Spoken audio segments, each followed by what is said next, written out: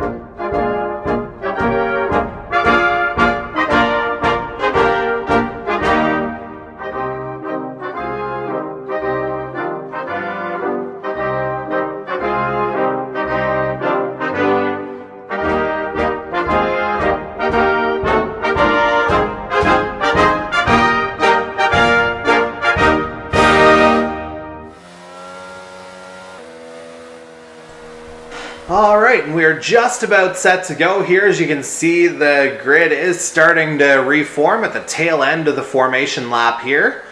And again, we are seeing it from the perspective of our pole sitter for the moment anyway, Corbin McCauley.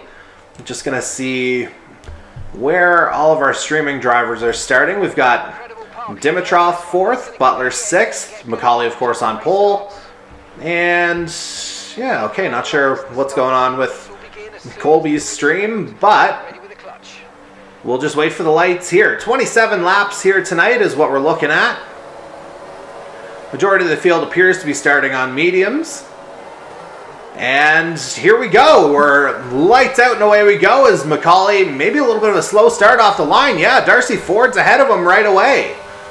And Ford, he'll try and move over to cover that outside line. We'll see if Ford's able to hold the position. No, McCauley's going to maybe grab it back. We've got yellow briefly there through that first turn, and that was definitely something to watch. But as you can see, Darcy Ford taking the lead straight away there. A little bit of a sluggish start from our pole sitter tonight, Regan. Well, it does amaze me that actually whenever they were heading to the chicane there, Darcy Ford actually gave McCauley room on the inside right there to keep the drivers both going. I'm sure if it was Verstappen and Hamilton, that wouldn't have been the case. Yeah, we're calling back the 2021 race that happened here. So, yeah, definitely some sportsmanship between two drivers. I mean, it's no surprise that it's these two drivers in particular. They've always shown respect to each other the whole way through. And again, they're the top two drivers in the drivers' standings, respectively, at the moment. So, the other thing I'll say too is Macaulay seemed to be very confident after what was a very good qualifying session for him throughout all the quarters, but maybe there's a little bit of a sign of too much confidence, so we might just have to take it easy here. But then again, there's still 27 laps to get through at 26 now. I would assume now Ford actually got a little bit loose there coming out of Parabolica, but he's able to hang on. And the other thing to consider is that with Macaulay second, actually, where did... Oh, never mind. I got confused on which stream I was watching, because I was also watching the guy we're riding with right now, Jason Butler, who's moved up from... he started 6th, but at any rate, he's 3rd now, notably on the soft tire, so that may have helped him get a little bit more grip, a little bit of a better start off the line for Jason Butler, and we'll see if he's able to reel in either Corbin McCauley or Darcy Ford whenever the DRS will open, whenever they get to the line on the next lap. I noticed they're heading to the second chicane on that first lap while Ford had gotten couple distance over Macaulay there. Jason Butler in 3rd place. Had a bit of a lockup, it appears, so being on the soft tire compound, that probably does not help if you're locking up on the soft compound, especially considering that's the least longest lasting tire. Then it's definitely not going to be very good for Butler. We're going to see him go side by side here, almost, never mind, backing out right there. Well, there's Robert Narakaj, who... Yeah, Narakaj, we've seen the potential in him, but there's been a lot of connection issues that we've seen throughout the season from him, and now he's going to pass by Butler here for 3rd place, and Colton Luca looks to have the fastest lap so far. He mentioned after qualifying that he had good laps going, but the car just was not able to respond to him late in every lap he was going through. So, again, he's got another fast car too, but is he going to be able to handle the domination from Darcy Ford and Corbin McCauley combined? It looks like Michael Dimitrov just passed Luca there once again. They're fighting back and forth for 5th place. Well, you talk about him. Let's go to him here with Dimitrov, now up into 5th place. As you mentioned, trying to get onto the back of Jason Butler now for 4th. And again, I wouldn't imagine this would be a spot where you'd be worried about the soft compound going away right away, but you never know. Obviously it's a bit of an alternate strategy here from Jason Butler in the early going. You may want to go back to Macaulay's perspective. I am there now as he's found himself in the lead, albeit briefly, but there's Darcy Ford taking it right back in the Parabolica. I mentioned there, that corner's loose. Macaulay went very high up there because Ford had the whole inside lane going there. Kind of got squiggly there. Now he's going to pass Ford, and successfully he'll get by him as they'll head to the first chicane after taking on the 4th lap. Now taking the 4th lap of the race. But yeah, some very close side-by-side battles so far. Oh, there Ford had a loose moment. He's going to fall back, and it looks like Robert Narakaj is now going to have the opportunity to try and move up into the runner-up spot, and Macaulay is going to put some distance over Ford now, which is probably what he was definitely wanting on the first lap, despite what was kind of an iffy start, but he's made his way back up. And quite notably, that gap now just a hair above a second, which... for those uninitiated to the F1 world, that means, of course, no DRS available if you're more than 1 second behind in the detection zone. And we'll have to watch that battle for 2nd and 3rd unfold from Dimitrov's perspective. He's close enough to Narakaj, or at least he was anyway. Now he's a little over a second back as well, as we got a caution somewhere, but it looks like we're all good. Car around. And where are you seeing that? Saw that in Butler's perspective right there. Someone was around, but I could not tell. Trying to look at Macaulay's perspective. Someone was around there in the last chicane, but now it looks like they're not there anymore. We're approaching the I didn't see a notice of retiring or anything like that, so I think we've still got our field of 13 runners. Here's we begin lap number 5. And again, we're watching it from Jason Butler's perspective right now, as he tries to chase down Michael Dimitrov for 3rd. Dimitrov himself, as you can see, a couple seconds back of Darcy Ford on the road, and well, based on that top 5, I think I can give you a good guess as to who was around, and that would be Mr. Robert Narakaj again, which would be more bad luck for the Guardian Autosport driver. I swear, if he didn't have bad luck, he'd have no luck at all, it would seem. As we go ahead and see if Dimitrov can track down Darcy Ford any closer. Still a couple seconds of a gap there, but again, he's got Jason Butler all over him on the back as well. And so we'll flip back to Butler's perspective here as he tries to get that one right as they go through the Parabolica. And as he does that, I just realized that I should do something a little bit different. There we go. And now we're on to lap number 6 of 27. And Butler again closing up on Dimitrov, but not quite close enough to make the move. And as they come through the Curva Grande, you'll see Dimitrov probably build up that gap just a little bit more, or at least keep it relatively level with where it's been. And speaking of gaps, we'll go back to our race leader briefly, Corbin McCauley, who's got himself about a 1.8 second lead now over, I was about to say Michael Dimitrov. He's third, of course, Darcy Ford in second. And now the one thing I have to wonder about, and I'm not sure if we have any official details on this, but Reeks, that sky's looking awfully overcast. I wonder if there's potential for weather to affect things as we go along.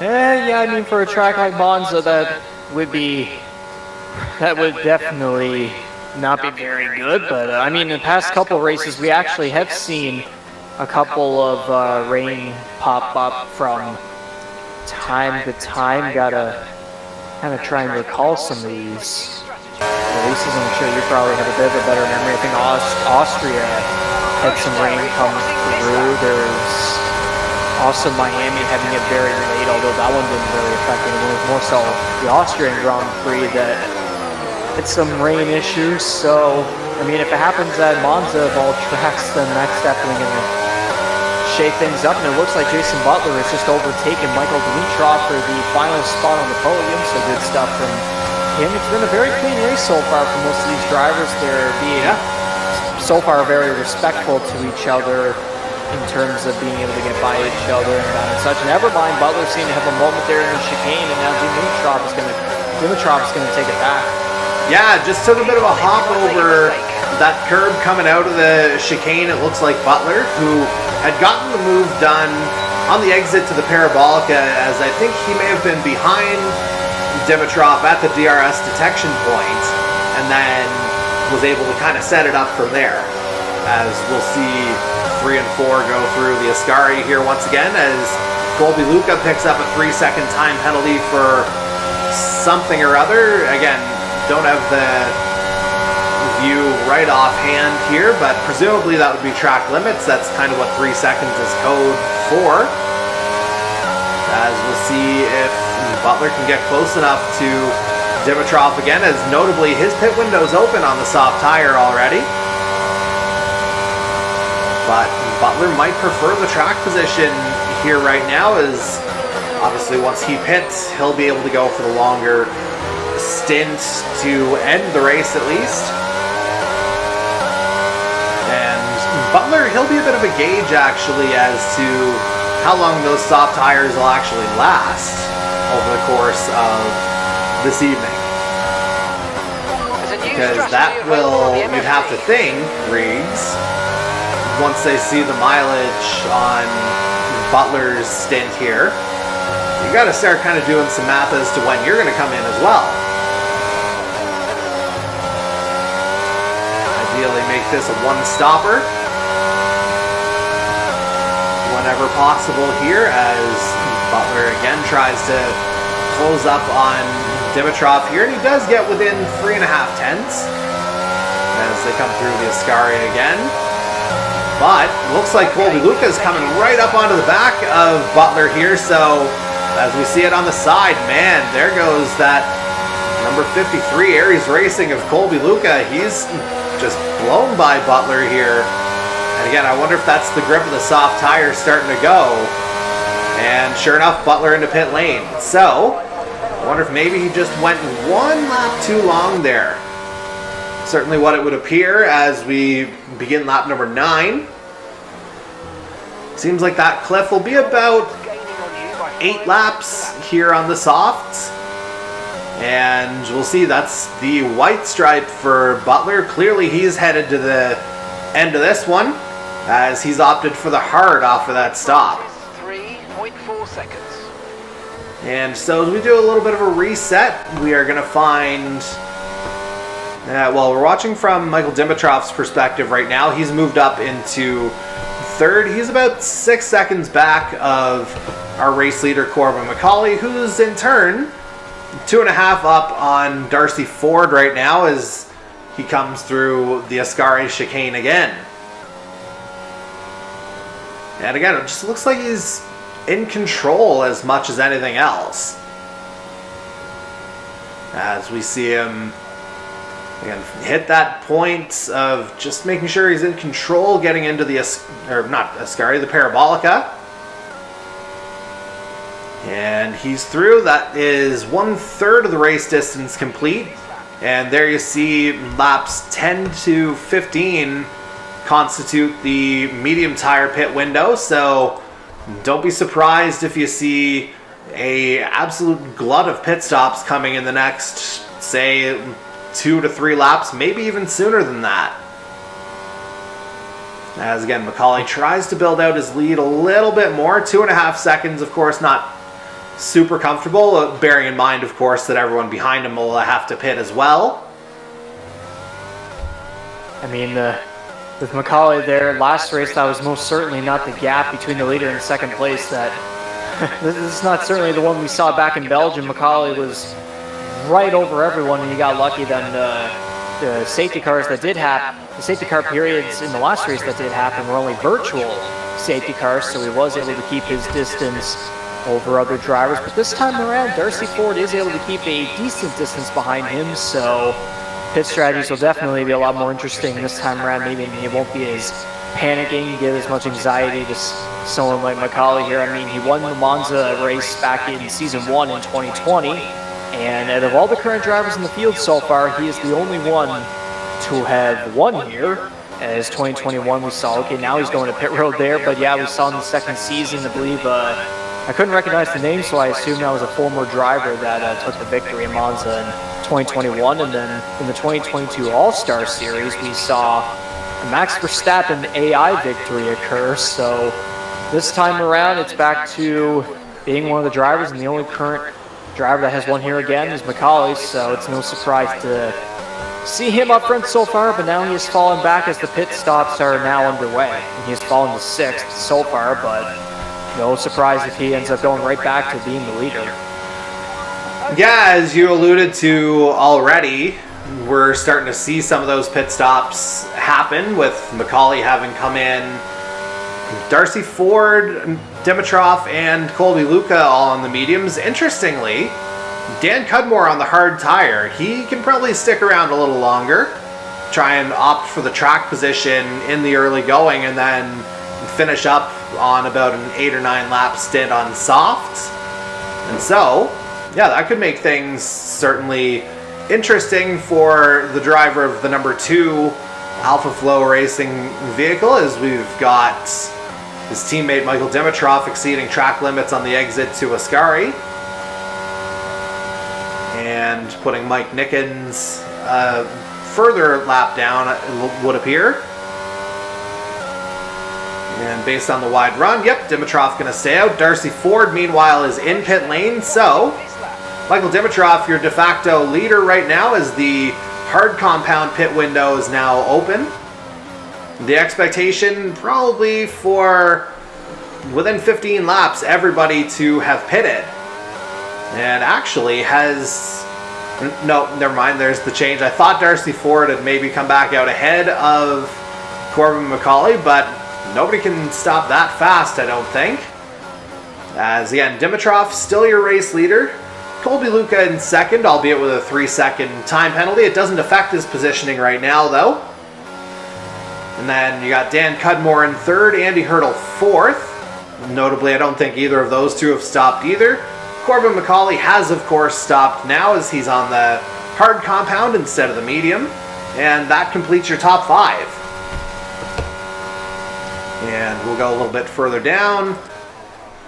Matter of fact, we'll go to McCauley's feed to see Darcy Ford in 6th, Darcy Cudmore in 7th. So about 5.5 seconds between McCauley and Ford. So even a little bit more time built up coming through the pit lane. As I think Dimitrov's coming in this lap. I saw a command pop up, and indeed he is in. As we've gone through positions 1 through 7, we'll go to the man in 8th place now, Jason Butler. He who made the earliest of the pit stops. Again, having started on the soft compound, he kind of had his hand forced a little bit. As again, he finds himself in 8th. He's got Robert Narcaj about 6.5 seconds back there in 9th. Ty Higginbotham rounds out the top 10 as Darcy Cudmore has just picked up a 3-second time penalty for exceeding track limits himself. And now we'll bring it back to the head of the field, or at least close to it. Back to Corbin McCauley specifically in 3rd, with, again, 2 drivers who've yet to pit on track ahead of him here in the form of your race leader, Dan Cudmore, and the number 7 of Andy Hurdle. Cudmore with about a 5.5 second lead on Hurdle right now, but again, both of those guys do still have to stop. They did start on the hard compound, so they'll get a little bit of a longer run, but we'll see just how far they're able to take this. As again, the window for the hards was about 12 to 15 laps, and we're coming up on the end of lap 13 right now. So we'll see if any pit stops are coming this time around. Looks like Hurdle's staying out. Indeed he is. Dan Cudmore stayed out as well. So as we begin lap 14, we'll get to half race distance somewhere on this lap, as Corbin McCauley's actually, I think, just put up the fastest lap of the race that time around, as he tries to track down Andy Hurdle. Just 1.4 seconds the gap between the 2 drivers. McCauley, of course, on the much fresher hard compound now compared to Hurdle's, which arguably could just be coming into their own right about now, if we think about it that way. And we'll revisit that battle here in a little bit. We'll go back to Michael Dimitrov, who finds himself down in 5th. And finds himself about 6 seconds back of Darcy Ford up the road in 4th. And again, still a little bit of a reset that has to happen here with our top 2 still needing to pit. But I would imagine that's coming within probably the next lap or 2 as we come back to Corbin McCauley, who's eaten up more of that gap between himself and Andy Hurdle. He could very well have a go at him on the start-finish straight. Maybe just hold back in the parabolica to get that detection point for the DRS. And Riggs, this feels like it could be pretty academic here as we watch. Well, yeah, McCauley just got past Hurdle right there as we were speaking, and I was wanting to point out something there about Andy Hurdle. He's actually been on quite the run as of recently in the past couple of races, where he finished 5th in Belgium. He finished 5th also in Hungary. Got 4th, fell short of the podium in Austria. Got on the podium at the British Grand Prix. Finished 4th in Canada. And yeah, I believe it was about the first 3 races or so, Hurdle didn't even show up, and then whenever he finally did, he started just racking up a bunch of top 5 finishes, and he actually hasn't finished below 5th yet, besides those first 3 races that he did not start. So again, he's been on quite the hot streak, and with Dan Cudmore there in the lead, but probably not for too long, as he still does have to pit, of course. He's been kind of falling off the past 2 races, still getting some decent finishes, but has kind of fallen off of the podium as he finished only 4th in Belgium and then 6th in Hungary after getting on the podium in Austria. And of course he did win the Canadian Grand Prix as well after a slew of incidents and glitches and such. So I don't think we want to bring back that memory, Jordy. No, indeed we don't, as Dan Cudmore has come into pit lane here at the end of lap 15. Corbin McCauley's just posted the fastest lap of the race as he ascends into the lead. Kind of reclaiming his place effectively here, and we'll see what the longer stint has actually done for Cudmore and Hurdle. It doesn't look like it's done a whole lot, as I think Cudmore's dropped down to 6th place now. And there could be even more of a drop here, as we'll go to Jason Butler's stream to confirm that. And it looks like Cudmore rejoins in 6th, about 4 seconds back of Jason Butler right now. And we'll go back to Michael Dimitrov's stream because he's 3rd. We'll be able to see the entire top 5 now. And we're able to see Corbin McCauley with a 6-second lead over Darcy Ford now, as we are on lap number 16 of 27 here tonight. And Dimitrov himself, he finds himself about 6.5 back of Darcy Ford right now for 2nd place, but he might have a bigger on-track worry here in a moment in the form, well, I was going to say in the form of Colby Luca, but I think he made a mistake somewhere, as he just lost a second. And still has the 3-second time penalty on top of that, meaning he would fall down to a net 5th right now with Jason Butler just within that 3-second range. And as I say that, he just left that range. So Luca would be still a net 4th right now, albeit barely, as we're on to lap 17. And again, that gap just continues to grow here as our race leader Corbin McCauley finds himself just under 6 seconds ahead of Darcy Ford. Meanwhile, did we just see some action there a moment ago? VSC deployed, there's your action. And that's the last thing. Oh, is that a full safety car? Yes, it is. The absolute last thing that our race leader Corbin McCauley would have wanted.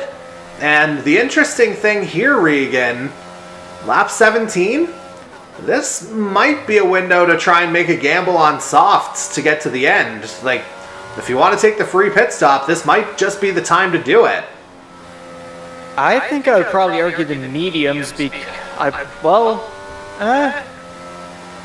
I'm just trying to think here because, yeah, we're coming up to 10 laps to go, but with the safety car, we might not get restarted until like maybe 7 or 8 laps to go. But I'm wondering if maybe a driver should try and risk it on the mediums instead, because again, the softs are only really much of like a 3 or 4 lap sort of a thing if it's like a very, very late restart. So we'll have to wait and see here with McCauley as he takes on the mediums. It is. That is probably a solid call on your part, if we're going to be honest.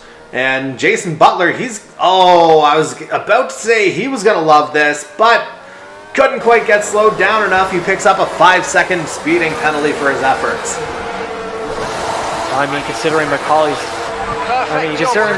luck, I think he probably is a bit happy that it's now swapping over to everyone else. He did get a small penalty back in Belgium, but that was nothing compared to what he had in races way before that. So, yeah, he takes on most cars who take on the mediums. We actually notice, even though he does have a time penalty now, Michael Dimitrov actually does take on the soft tire compound. But again, like I said, though, I think the medium tire compound is definitely a less risky decision because, I mean, really, there is still many laps remaining. If it was more so like if we were about to have a restart with maybe like 2, 3, or 4 laps remaining, it probably would be a better idea by then. But in this sort of a scenario here, it's better to not take the risk. Yeah.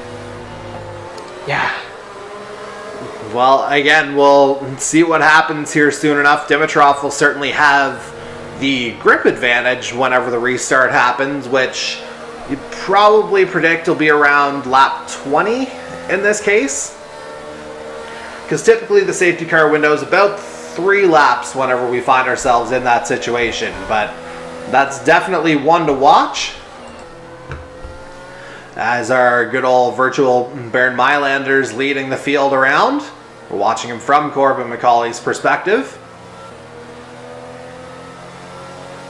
And again, it'll be just a matter of seeing how quickly the field can bunch up here. So, yeah, it's McCauley leading. I think Dan Cudmore has actually stayed out. Andy Hurdle has as well, and that could be the benefit of, you know, starting the race on those hard tires, that longer stint. You get the track position in this kind of a situation. And those tires, they're not going to be very old either. As it looks like we're going to see... Oh, Dimitrov's actually come in maybe to serve a 5-second penalty here. Let's just see. Yeah, no movement, so he is serving the 5 seconds under the safety car conditions. Not a bad idea. As he's stuck on yet another set of soft tires. But notably, again, sacrificing the track position now. But again, he's going to have that softer compound on.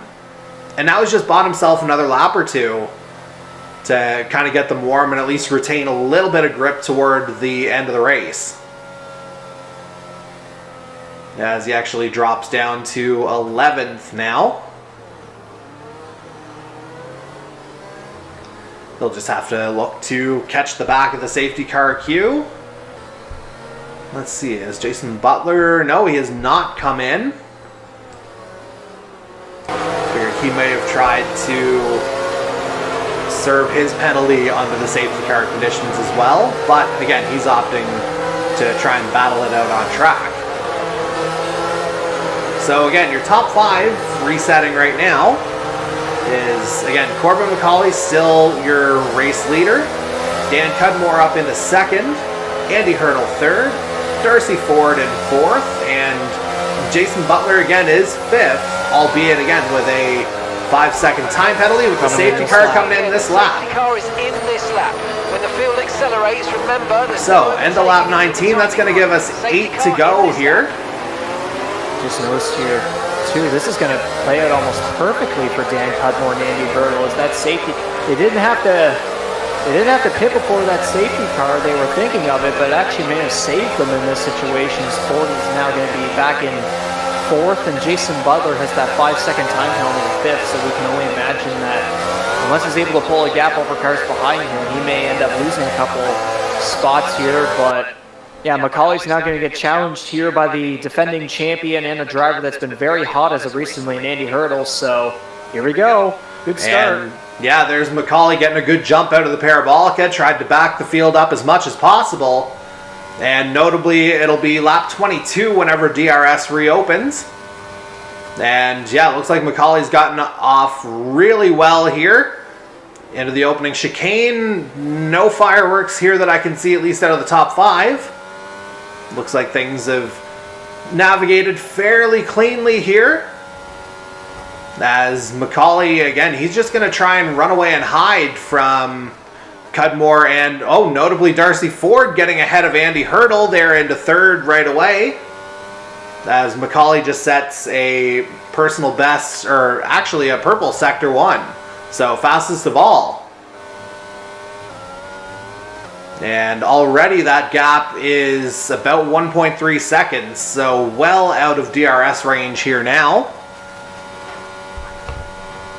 Although as I say that, it drops to, yeah, just under that 1 second threshold, but may have been just a byproduct of McCauley going through Ascari as well.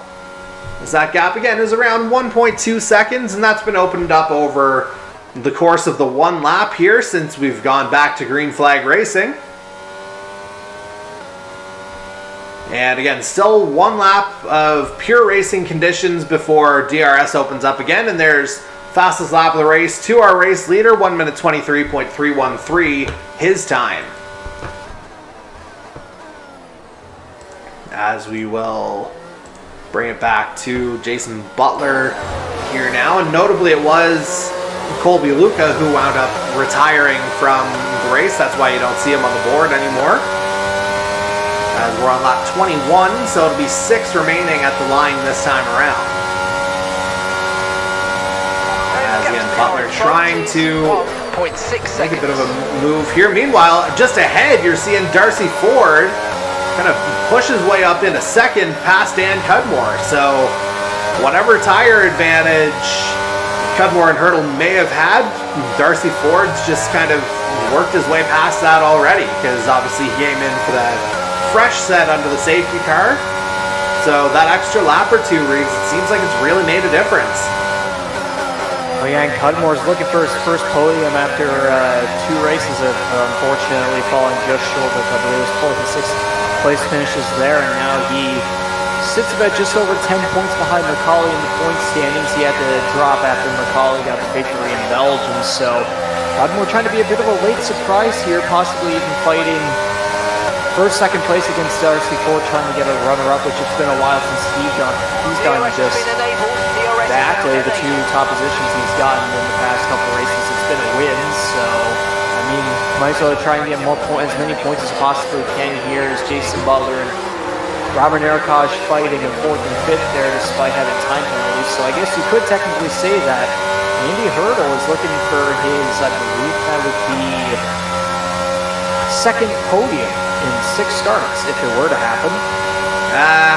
Well, right now Cudmore's 3rd, so Hurdle would be promoted to 4th right now. So he just missed as it stands right now. Yeah, I meant to say. I got it. Yeah, no, it's all good. But yeah, you know who's certainly all good with things as they are right now. I had an eye check like a few weeks ago, and yet it still doesn't work. Yeah, sometimes when it goes from the eyes to the brain, it takes a little while longer, or the other way around. But I can tell you again, one guy who has to like what he's seeing is, again, the guy on the other side of your wall.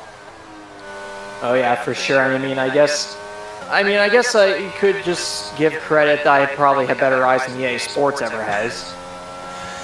Yeah, certainly when it comes to coding, perhaps, but that's another story entirely as we're down to 5 laps to go. And again, it's Corbin Macaulay with the lead, again, right around that 2.5 second margin, so that's got him very comfortably. And as we got another VSC, we'll see if this goes full here. Not 100% sure what's gone down, but again, it is VSC conditions right now, not the full safety car, which effectively is just a field neutralizer, so I'm sure our race leader won't mind that too much. But again, if it happens to go full, then, you know, that could change the game here a little bit. Although on lap 23, we'd be looking at about a 1 or 2 lap shootout at the very end. But again, the fact that it's just the VSC and that it hasn't changed over by now, that to me would suggest that we'll probably be, well, there it is, VSC ending. Maintain your pace until we get the green flags. VSC ending, wait for the greens. And so we're back to green flag racing here now. DRS is right back. And as that happens, we see Jason Butler trying to get past, or he does get past Dan Cudmore again, albeit with the 5-second time penalty. That's just 5 laps of fuel. And Dan Cudmore, he's actually fallen down the field a little bit further. Has something gone on with the series founder and defending champion? Could there be something more in play here, perhaps? Not 100% sure what's gone on here. As I look through the other streams that we've got to try and figure it out, but I can't. Would that be him down the pit lane? It may well be. He may have hit something or made contact somewhere, but he's certainly not within the top 8, so he's either in pit lane or he's out. But yeah, not 100% sure there, but again, lap 24 of 27. I think, yeah, that may have been Dan Cudmore just kind of limping around to pit lane there, to be quite honest. if that it was in fact him that we saw.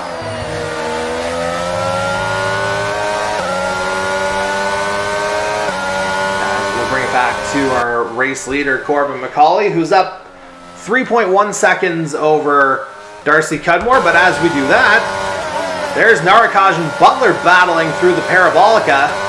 Just caught the middle of that battle. And yeah, it looks like Narakaj for the moment has moved up to third. And yeah, Andy Hurdle not close enough to get him there. Butler goes right past Narakaj this time around. Benefited DRS out of the Parabolica. And so Butler retains third on the track. Again, he'll find himself in net fifth right now. Narakaj would be third. Hurdle would be fourth if things ended as they are right now on kind of a net basis. As we're on lap 25 now, it'll be 2 remaining at the line. And oh, I think we've just had an off there from Michael Dimitrov as we see his view. Yeah, he's gotten something completely wrong at that second chicane. And yeah, Cudmore went in for the soft tires. You can see him running in 9th now. Yeah, Dimitrov, that front wing has disappeared. That is very unfortunate for him there. It looked like he had a lot of potential for a very good finish here in Monza. So by the looks of it, it's likely going to be that Robert Narakaj is going to be the final driver on the podium here. As Andy Hurdle is unfortunately about a second behind from him possibly being able to get on the podium. But again, it's only a 3-second time penalty for Narakaj, and Butler's got the 5 seconds, Hurdle 4 seconds behind. So yeah, it's looking like Narakaj here is he's trying to get past Butler for the, I guess, physical third place position here. Earn it on track essentially is what you'd hear the kids say. As we will actually go back to that battle here now. Butler holding on to third on track right now. But again, he'll have his mirrors full of the red, white, and blue here coming through the Parabolica shortly. Or they could just be going through, oh, I had my chicanes wrong. And Narakaj slips by, but Butler's going to have the DRS. That was the detection point. And so, you'd have to think... Actually, no, Narakaj may have had it. I don't know if he had made the move in the detection point. I think that was actually where the zone started. So, my apologies for that. I think I just heard a reaction there from the other side of my wall here. McCauley may have had a moment there coming out of the final chicane, got a little bit loose, and he lost some time there to pretty much everyone behind him. But now, by the looks of it, it looks like it's not going to be that big of a deal anymore by the looks of it. So no, matter of fact, yeah, matter of fact, he's just begun his final lap here now, and that gap's about 4.5 seconds. So yeah, not a whole lot to worry about for our race leader. Meanwhile, we'll go back to that third place battle here. Again, it's Narakaj is ahead on track, 3-second time penalty. Jason Butler there in 4th. Again, on track, but with a 5-second time penalty. So again, that would promote Andy Hurdle to 4th if the result holds. And yeah, that's just kind of how things have shaken out here this last little bit, as we will take it back to our race leader, Corbin McCauley now, as he... I was about to call that a Scary, and I have it right this time. As he comes through there for the final time, maybe a little bit loose on the exit, but again, he had the time to play with. And I think the only thing he's looking for now is to turn his name purple again, but I don't know if that's going to happen as he comes through the Parabolica for the final time. And what a time to pull a Drake and go back to back. Corbin McCauley to the line, and he does get fastest lap. Look at that. Into the 122s as he picks up the race win. And I believe leading or having the fastest lap is the extra point. It absolutely is. Okay, yeah, that's what I was wondering. That's a pole and win victory that we're gonna get here tonight from McCauley. So that's definitely gonna that's going to definitely shake up the points at the very top between Darcy Ford and him as well. So yeah, Macaulay going back-to-back, and he wins in Monza for the second time in his Canadian Motorsports Network Formula One career. So congratulations to him there, Darcy Ford again with another stellar finish, his second place there after scoring third in Belgium. So his streak of podiums continues for him. And Robert Narakaj, despite the time penalty, is able to hang on for the third place position. So that is going to be his first podium of the season there in 6 starts. So congratulations to him. Andy Hurdle falls just short of a podium, but he's going to get, once again, another very stellar finish. Finishes in the top 5 once again.